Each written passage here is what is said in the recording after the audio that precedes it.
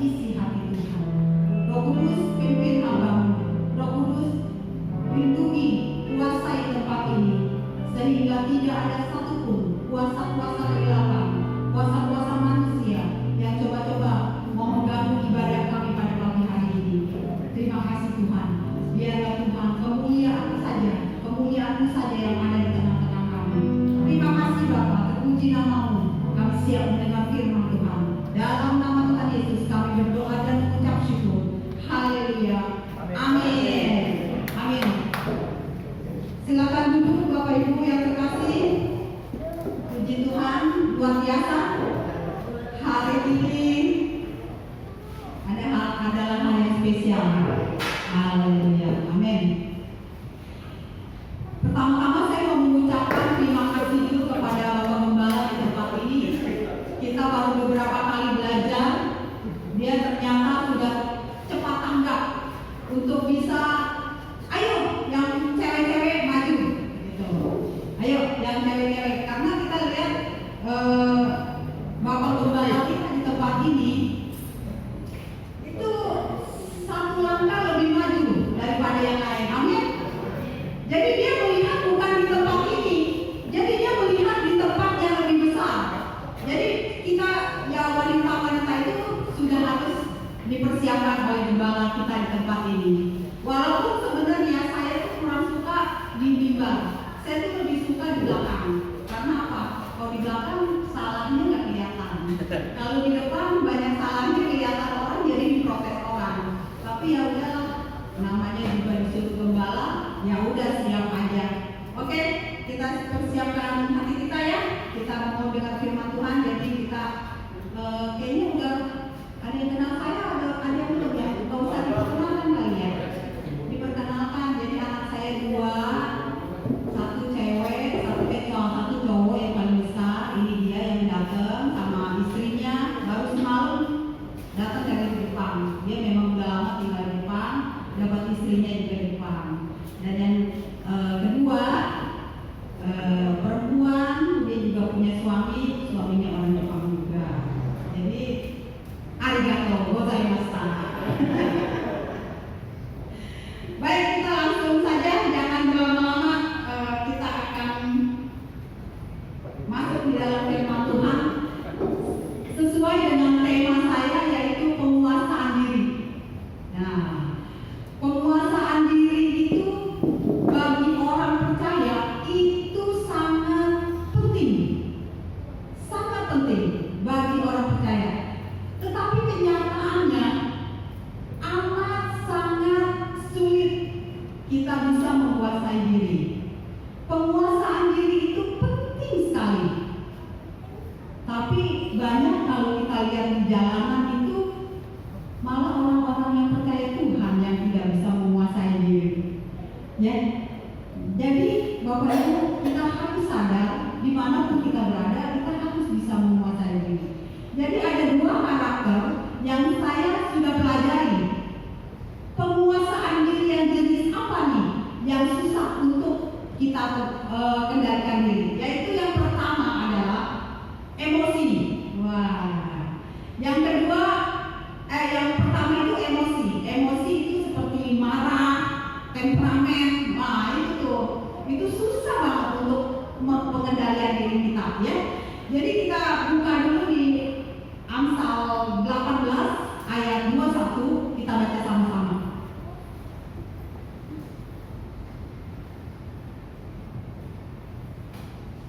Kita baca sama-sama ya, karena ini firman Tuhan. Sering sekali kita dengar firman Tuhan ini.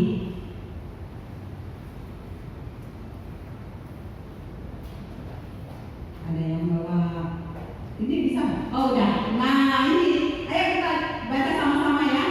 1, 2, 3. Hidup dan mati dikuasai lidah. Siapa suka mengembangkannya akan memakan buahnya. Bapak Ibu, ini sering banget kita dengar ya, sering banget kita baca.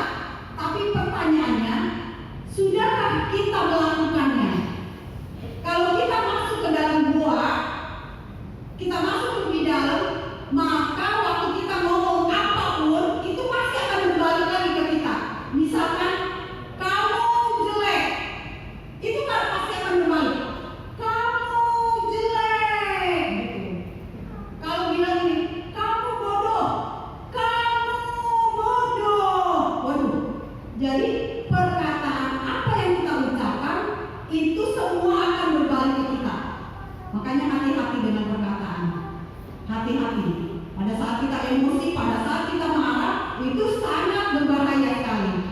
Apalagi pada saat kita marah, kita mengucapkan yang kurang baik, itu sama aja kita mengutuk diri kita sendiri.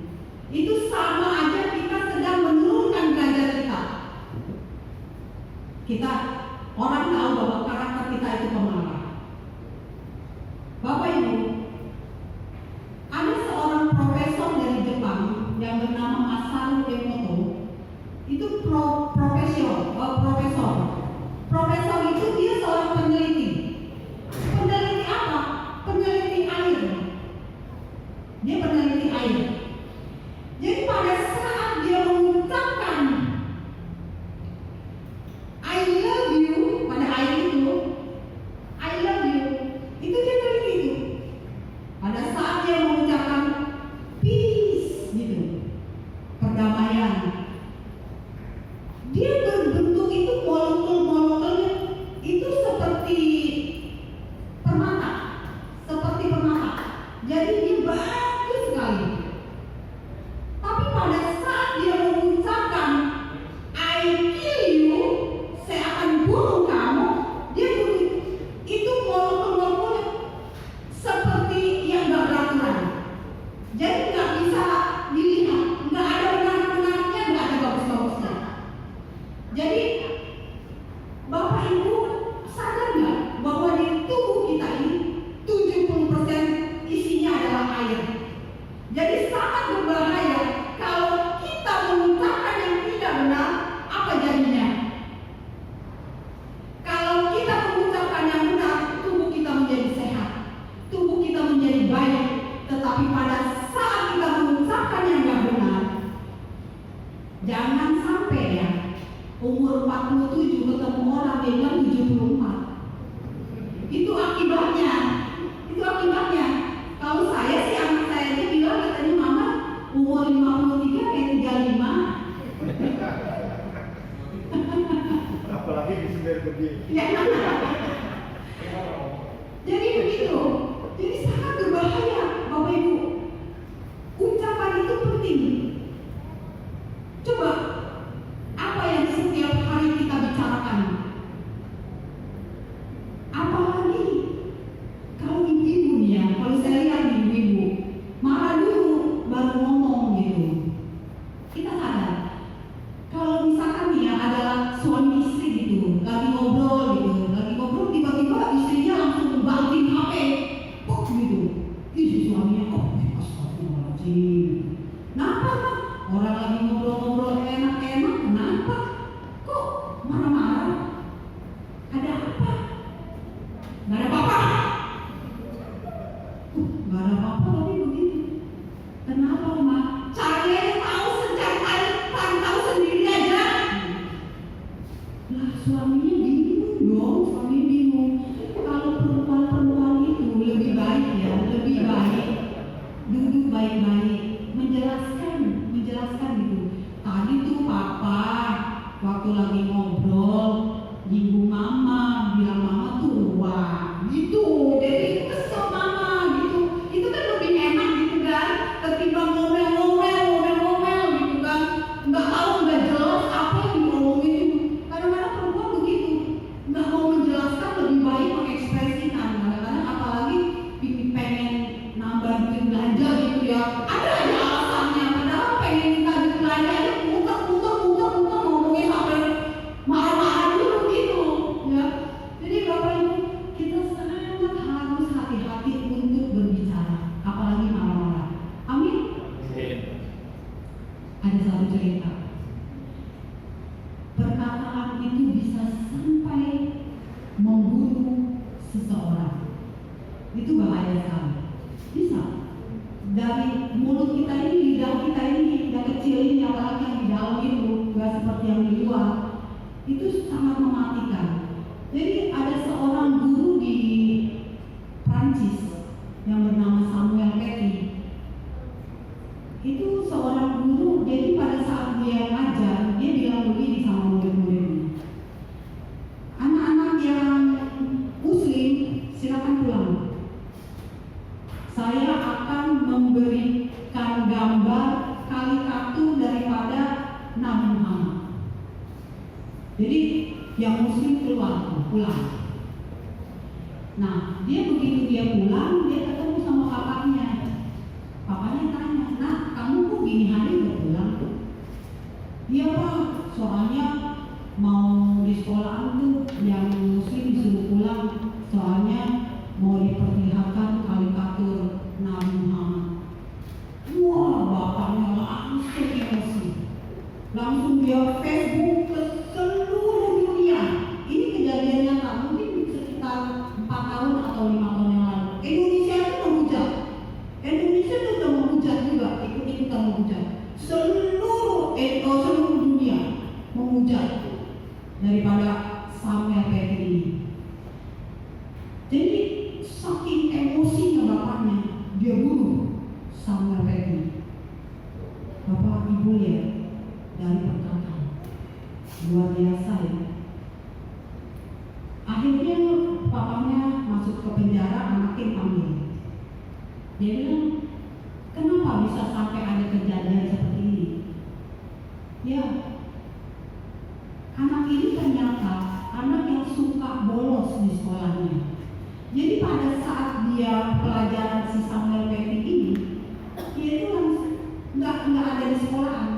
Jadi dia pulang ke rumah, ternyata papanya ada di rumah. Saking dia bingung mau ngomong apa, alasan apa sama papanya itu, ya dia ucapkan seperti itu. Jadi asal ngomong aja, tapi bisa membunuh seseorang. Luar biasa, bahaya sekali. Ya, ibu-ibu, kita harus, bapak-bapak juga sama nih. Jangan ibu-ibu aja, bapak-bapak juga sama.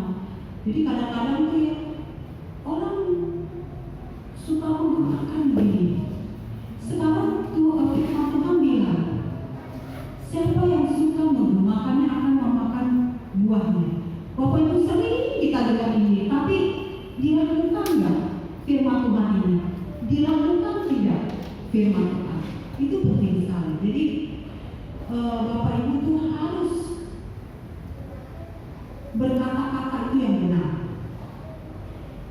Sekarang saya kasih tip ya buat para suami-suami yang biasanya suka ngomelin istri gitu.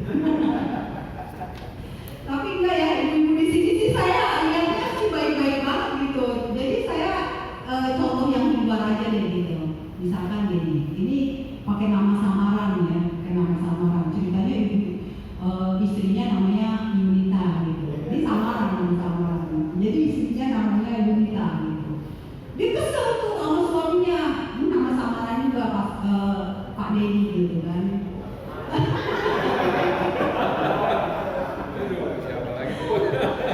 Jadi saya kasih samaran aja. Pak Denny udah jam 11 nih nggak pulang-pulang gitu. Waduh. Udah malam. Itu istrinya, si ibu Yunita itu udah kesel, dia udah ambil sapu tuh. Dia udah pengen buka ya kalau dia pulang. Dia udah pengen kalau dia pulang nih, bukain pintu gebuk gini hari kok belum pulang gitu. Lalu dia pulang, tekong pulang gitu. Akhirnya dia pulang. Marah-marah, dia udah langsung marah-marah ibu. Si ibu Yunita ini, "Papa dari mana sih kamu yang gini hari? Tadi bilangnya jam 5 udah pulang dari kantor. Sekarang udah jam 11 belum pulang ke rumah. Gimana sih Pak?" Nah, terus akhirnya dia bilang ini, "Ma, tadi diajak makan sama teman-teman mah di kantor." Dia bilang. Ini dari Indonesia. Ada nyawa di belakang. Jadi dia bilang, "Ada makan kok di kantor," katanya gitu. Terus Papa lagi yang bayar. Tambah emosi tuh. Papa lagi yang bayar berapa duit tuh Mama? Nggak Papa bayar 700.000 gitu. Kok bisa sih Pak?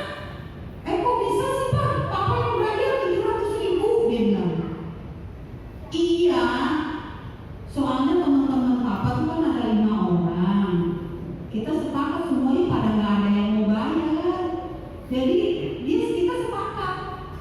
Siapa? Ayo keluarin foto istrinya. Siapa yang paling cantik? Dia yang bayar. Gitu. Jadi papanya bilang begitu, terus mamanya langsung senyum-senyum. Masa sih mama yang paling cantik?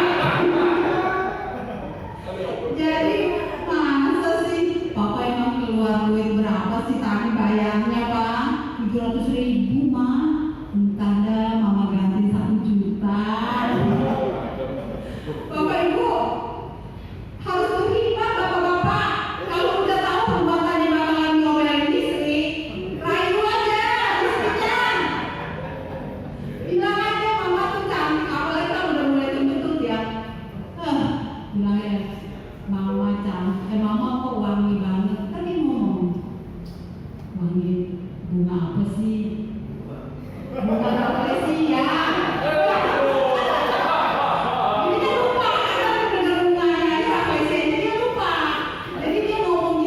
Dia bilang rafflesia, aduh papa mau makan apa sih? Tadi udah ngopi belum? Gitu kan?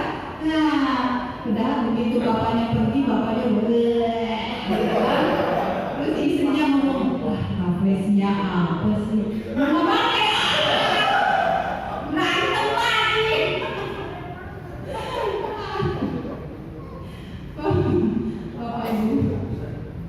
Bapak Ibu, jadi begitulah bapak-bapak, kalau udah tahu tuh ya bakalan diomelin sama istrinya, udah ngomong aja, rayu-rayu aja, istri-istri ya gampang, cuma bilang mama cantik aja udah langsung dia ke kaca tuh. Kaca kalau bisa di rumah pasangin, kayak di rumah kan kaca banyak. Jadi kalau dia bilang kamu cantik hari ini, wah langsung aja gitu. Jadi bapak ibu tuh penting sekali. Sekarang kalau kita lihat ya, banyak kita lihat firman Tuhan dulu. Kita lihat 1 Petrus 3 ayat 10. Mari kita sama-sama baca.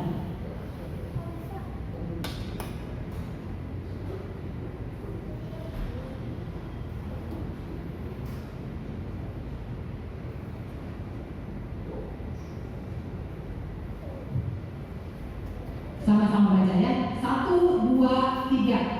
Siapa yang mau mencintai hidup dan mau melihat hari-hari baik, ia harus menjaga lidahnya terhadap yang jahat dan bibirnya terhadap ucapan-ucapan yang menipu. Kalau kita mau melihat hari-hari baik, kita harus menjaga lidah kita. Amin, Bapak Ibu.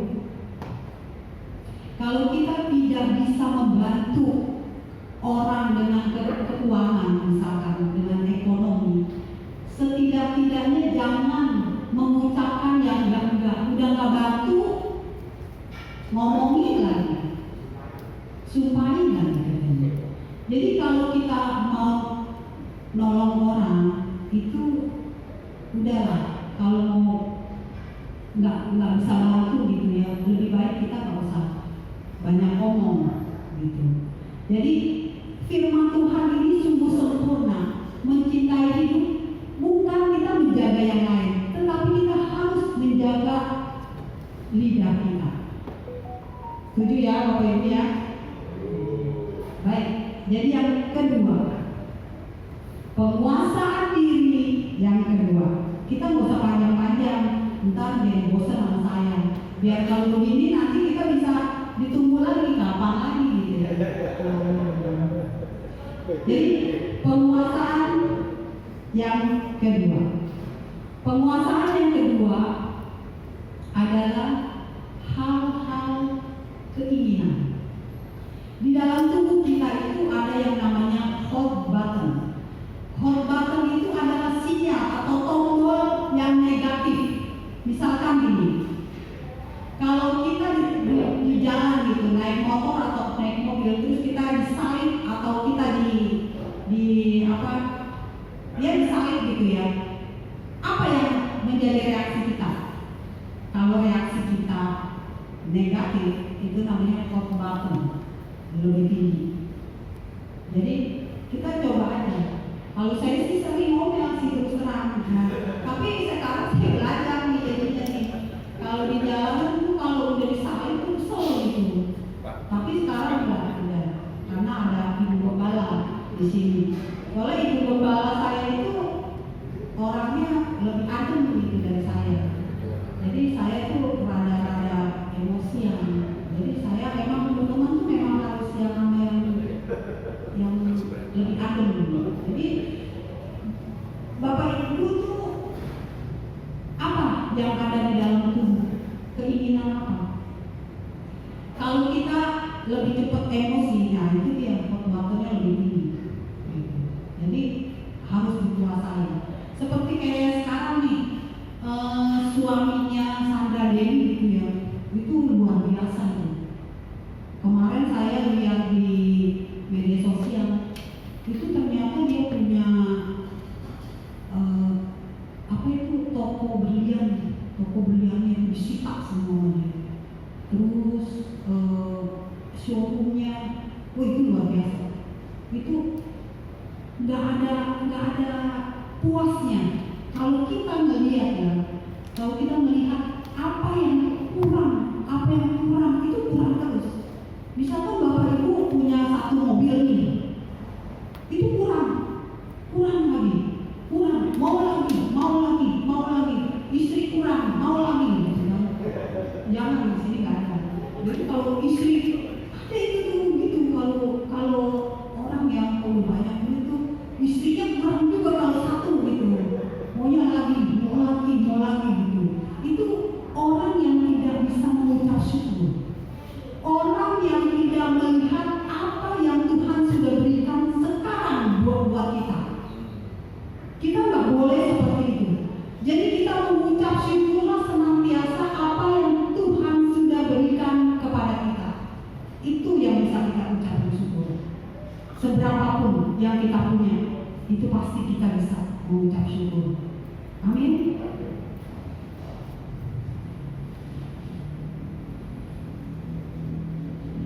Saya ada kesaksian sedikit ya tentang penguasaan diri.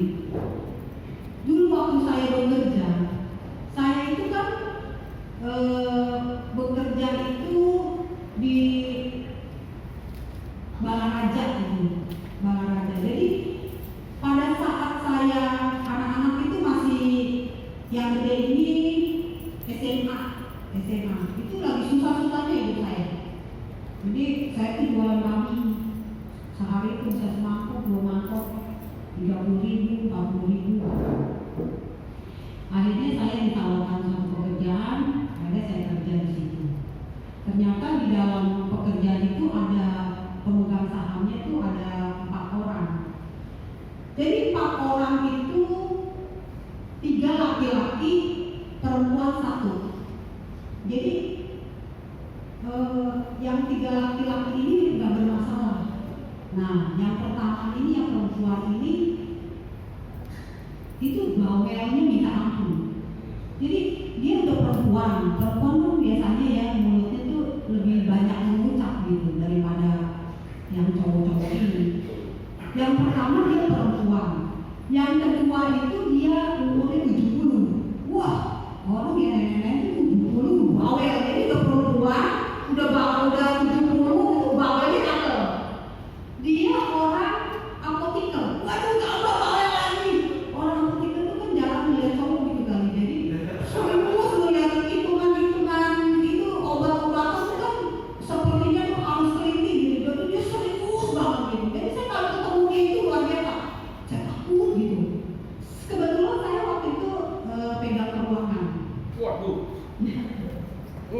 Jadi saya pegang keuangan waktu itu. Jadi pada saat rapat gitu, saya ada di situ, saya terima di situ. Nih keuangan perusahaan kamu pegang, semua atas nama kamu, keluar masuknya kamu yang atur. Nah sedikit duitnya, puluhan miliar. Jadi, oke. Setiap pembangunan di Kupang, pembangunan di Balaraja, atau pembangunan di mana-mana, itu saya langsung keluarkan uang waktu itu cek. Saya laporan sama yang 3 cowok ini, karena yang 3 cowok ini lebih fleksibel, gampang dikomonginnya. Pak, saya mau beli ini nih, saya mau beli semen, saya mau beli pasir, saya mau beli sapi, saya mau beli apa-apa segala macam. Jadi kalau yang cewek itu luar biasa, mau keluar duit itu susah banget, ngomel itu bisa 3-4 kali di tiap hari. Kalau dia nggak ada dia ngomel aja. Kamu ya itu ya, awas ya kamu ya, kalau kamu keluarin duit itu lagi itu siapa yang suruh kamu yang keluarin itu? Ya namanya juga di lapangan banyak hal-hal yang nggak bisa dihitung, nggak bisa diprediksi gitu. Awas ya kamu ya, ini siapa nih kerjaan, siapa nih beli sapi nih sampai 3.000 kayak 300 ekor nih. Ini terus belinya bagaimana ini? Waduh pusing-pusing saya. Terus akhirnya saya berniat baru kerja 4 tahun atau 5 tahun di situ saya berniat berhenti. Saya udah nggak bisa menguasain diri saya. Penguasaan diri itu kadang-kadang kita juga karena terpaksa jadi penguasaan diri gitu. Jadi saya tuh begitu diomelin, terus akhirnya saya bilang udah saya mau keluar aja, saya nggak mau kerja lagi. Sampai terus saya ini sih udah lulus ini, terus jadi saya ya di sini nggak ada yang terus jadi beli sepatu, beli sana, segitu terus tua, itu pun lagi jelek.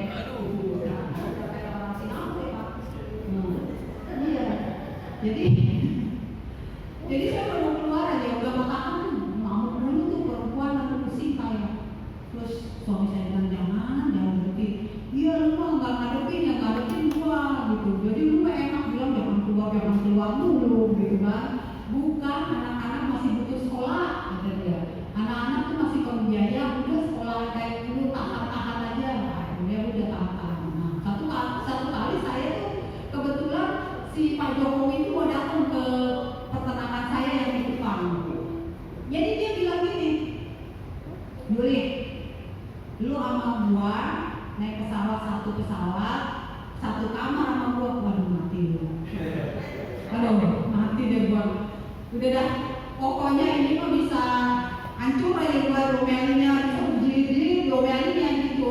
Udah satu kali dia bilang gini, lu masuk ke kamar gua. Hari pertama dia bilang ini, gua nggak bisa tidur kalau nggak minum obat. Lu tidur aja ya. Akhirnya udah sampai nih di Kupang. Akhirnya dia bilang gitu, lu tidur aja. Gua mau tidur, gua mau minum obat. Lu terserah dah, lu ngapain gitu. Akhirnya udah saya dia minum obat. Juga minum obat. Orang kaya banyak duitnya, lu nggak bisa tidur. Ibu bapak bebek di sini bisa tidur kan? Apalagi Pak Boy, kerokin aja. Dia sih sebenarnya dipikir cuma mau kaya sama istrinya. Iya, baru ngomong gitu. Akhirnya saya lihat kok, ini orang begitu banyak kok, tidur susah banget gitu. Udah minum obat kira-kira setengah jam dia langsung. Kenceng banget. Dia orang yang nggak lagi apa maksudnya lagi tidur aja nggak murah gitu loh. Apalagi dibangun gitu ya. Dia tidur aja nih, mentang-mentang bos gua sih gitu. Gua udah nggak tahan tuh. Iya, jadi kalau dalam hati saya tuh ini bener-bener nih nggak bangun, nggak tidur, mengganggu orang aja gitu ya. Udah, ceritanya udah hari kedua. Hari pertama kita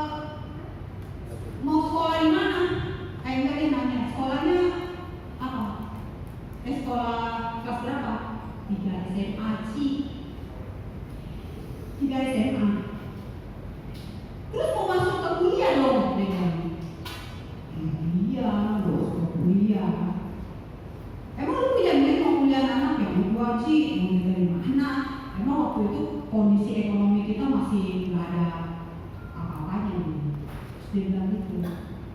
Terus anak lu kuliah di mana? Di Jepang. Saya bilang gitu loh, di Jepang. Karena anak saya kan laki ini imannya kuat dari SD. Dia setiap ditanya tuh mau kuliah di Jepang terus. Mau kuliah di Jepang udah sampai SMP juga gitu. Ngomongin kalau di Jepang terus sampai pokoknya mantap tuh. Nah ini juga tanya pokok kalau dia manggilnya pokok kalau mau kuliah di mana? Jepang gitu. Padahal waktu SMP tuh mau kuliah di Jepang gitu kan. Oh saya juga gitu ditanya. Waduh, deg-degan juga. Lu lagu banget lu mau punya duit, mau kuliah di Jepang lagi anak lu gitu. Bisa disemprot nih bang. Nah ini udah saya bilang di Jepang saya bilang ini. Oh, gitu doang ngomongnya. Oh, lama dia bilang, udah kok mau tidur lagi? Mau obat lagi. Cik, udah nggak sadar, udah tidur aja udah. Akhirnya udah tidur. Saya liatin dia aja. Ini orang benar-benar nanya nggak ada jawaban. Maksudnya apa sih dia nanya gitu ya kan? Nanya ada kejelasan gitu kayak gitu. Ini ngomong separuh begitu pusing saya jadinya kan. Akhirnya saya bilang ini kapan gitu. Udah, I don't care. Saya mau dulu. Yang penting buat besok saya bangun saya persiapkan lagi. Nah, akhirnya saya pulang ke Jakarta. Saya pulang ke Jakarta. Saya ketemu sama teman saya yang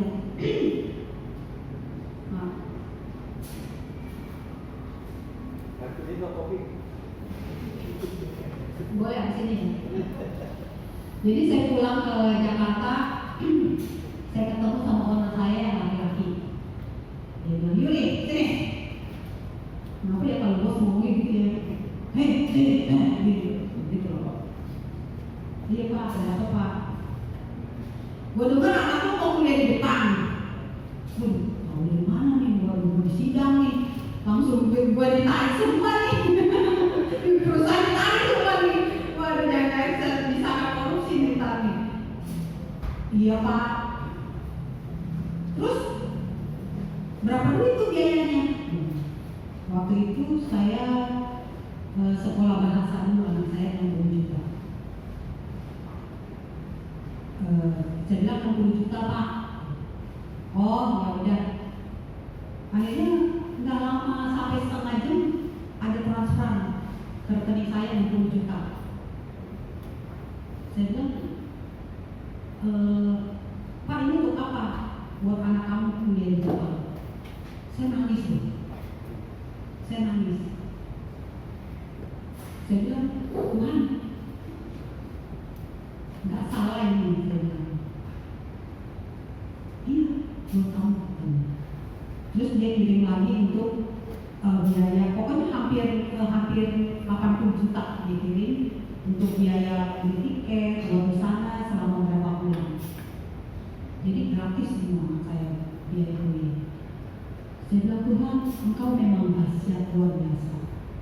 Pada saat kita bisa mengendalikan diri kita, pada saat kita bersyukur apa yang Tuhan sudah berikan, apa yang tidak pernah kita lihat, apa yang tidak pernah kami dengar, apa yang tidak pernah timbul, nggak pernah sama sekali. Mau minta sama saudara nggak mungkin, mau pinjam sama orang nggak mungkin, apalagi pinjam udah lagi susah pinjam sama orang nggak bakal percaya.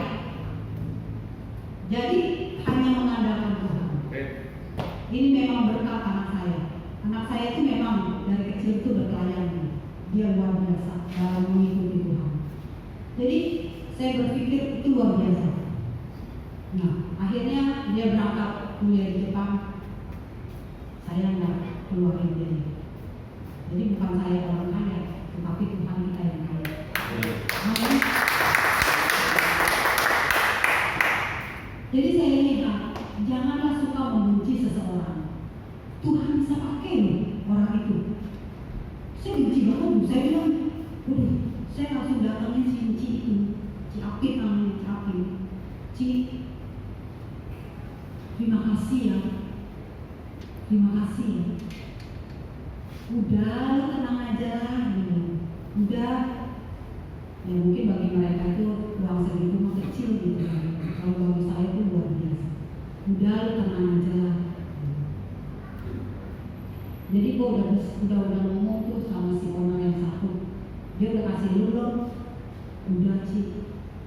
Saya bilang apa yang tidak terpikirkan benar-benar sama saya. Nah terus owner saya bilang, gue semalam tuh gak bisa tidur mikirin lu, anak lu mau kuliah gitu. Loh, anak saya mau kuliah dia gak bisa tidur loh. Padahal dia mau kasih duit loh ke saya. Saya mau tidur tenang-tenang aja. Jadi saya mah itu cuma tuh emang enak banget. Dia yang mau kasih duit dia yang pusing. Dia mikirin gitu. Gimana gitu ngomongnya gitu kan. Enak kan itu Tuhan kan? Wah, itu luar biasa. Itu Tuhan tuh caranya itu ajaib itu. Nah, saya punya anak kan 2, ini baru 1. Terus gimana dong yang kedua? Dia udah berangkat setiap bulan, 6 bulan sekali bayar. Kalau dari 6 bulan sekali, karena dia juga biaya butuhnya nggak terlalu banyak gitu, jadi masih bisa kita cover. Kadang-kadang dia juga ngomong dia kasih gitu, ini buat anak kamu bayar gitu. Nah terus dia tanya lagi, anak kamu kan 2, terus yang kedua mau kuliah di mana? Di Jepang juga. Berapa duit? Dia bilang berapa duit? Sekarang udah naik jadi 80. Dia bilang gitu kan udah setahun kemudian apa setahun kemudian, setahun setengah gitu ya. Dikit lagi loh. Tepuk tangan buat Tuhan. Dikit lagi. Jadi anak saya tuh dua-duanya orang yang lain yang bayarin gitu. Nggak ada yang mustahil bagi Tuhan Bapak Ibu. Kalau kita punya hutang, ngomong sama Tuhan setiap hari, pasti dia punya cara. Dia punya jalan buat menolong kita. Percaya? Siapapun kita punya penyakit kah, kita punya masalah persoalan rumah tangga, misalkan kita nggak punya rumah atau belum punya rumah, ngomong sama Tuhan. Nggak ada yang mustahil. Kalau saya cerita panjang rumah saya itu, ceritanya itu panjang. Orang punya tanah, ini dulu melebar sedikit nih dari topik. Orang punya tanah, itu orang yang punya tanah itu namanya ngibing. Ngibing itu orang-orang Betawi itu ngibing gitu loh ya.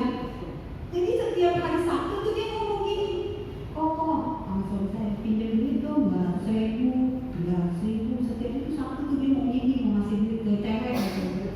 Jadi tanahnya ini punya saya. Akhirnya tanahnya sekarang tuh rumah saya ini jadi punya saya loh. Itu luar biasa. Dari dikit tau, kalau kita banyak brok itu kan nggak punya, mau duit dari mana? Itu kan cara Tuhan semua. Kalau kita udah ditolong, iya berterima kasih sama Tuhan. Sekarang di sini semua harus melayani Tuhan, amin. Masa kita udah ditolong Tuhan nggak mau melayani Tuhan? Jadi itulah penguasaan itu sangat penting.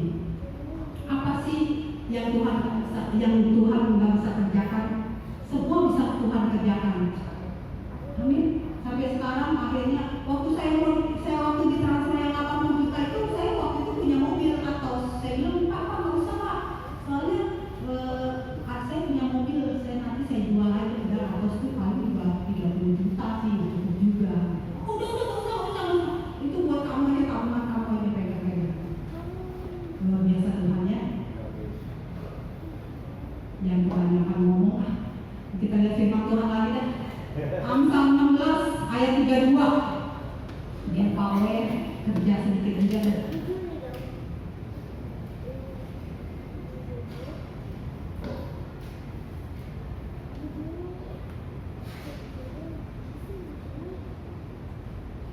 Orang yang sabar melebihi seorang pahlawan. Orang yang menguasai dirinya melebihi orang yang merebut kota. Amin. Kita adalah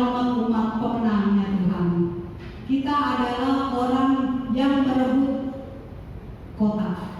Kalau orang yang sudah merebut kota itu berarti orang yang udah menang. Amin. Siapa yang di sini udah menang sih? Angkat tangan. Bener nggak? Jangan ragu-ragu begitu dong. Kita adalah umat pemenang ya Tuhan. Amin. Percaya? Percaya pada Tuhan? Amin. Bapak Ibu, kalau kita bisa menguasai dua hal ini, memang amat sangat sulit. Bagaimana caranya supaya kita bisa mengendalikan marah kita, menguasai keinginan-keinginan kita? Satu caranya, dekat sama Tuhan. Baca firman. Kalau kita baca firman setiap hari, nggak mungkin kalau Tuhan nggak tolong. Kalau kita tahu sifat Tuhan, nggak mungkin Tuhan nggak tolong. Amin. Lakukan firman Tuhan setiap hari. Apa yang Tuhan kehendaki, yang Tuhan inginkan, dekat sama Tuhan.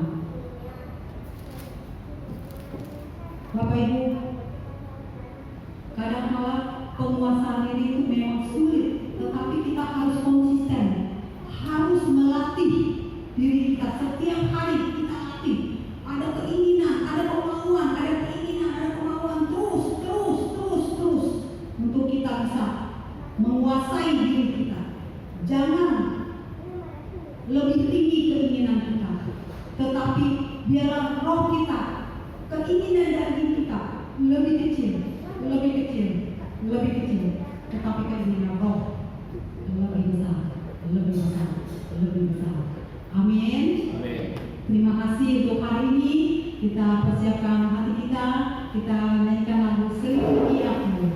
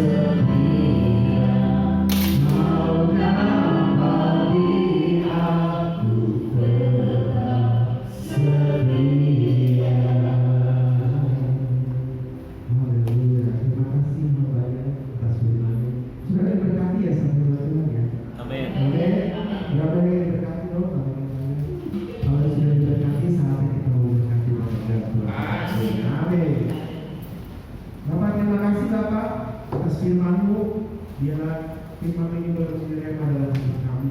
Sampai kami memberikan yang terbaik di pekerjaan Tuhan ini, Bapa. Berkati tangan-tangan yang sudah memberi ini berkati bagi kami. Terima kasih Bapak. Dalam nama Yesus kami berdoa. Amin. Yang bertugas saya persilakan satu lagu soal minggu ya.